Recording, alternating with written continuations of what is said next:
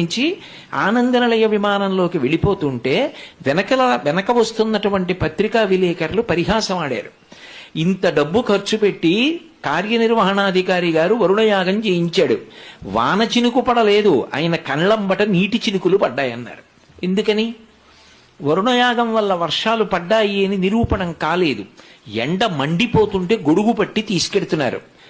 PVRK Prasad గారు రాసుకున్నారు, చాలా బాధపడ్డారు. అయ్యయ్యో, ఇంత కష్టపడి చేశాను కానీ దీనికి ఫలితం రాలేదే అని. ఆయన అలా అనుకుంటున్న ఉత్తర క్షణంలో ఆకాశం అంతా నల్లటి మబ్బులు వచ్చి కమ్ముకున్నాయి. గొడుగు పట్టి స్వామిని తీసుకెడుతున్నారు. ఎంత దూరం పుష్కరిణి దగ్గర నుంచి దేవాలయంలోకి? రాజద్వారం వరకు వర్షంలో తడిసిపోకుండా స్వామిని తీసుకెళ్లడం గొడుగులో సాధ్యం కాదని పరిగెత్తుకుంటూ తీసుకెళ్లిపోవలసి వచ్చింది లోపలికి. మరునాడు శుక్రవారం.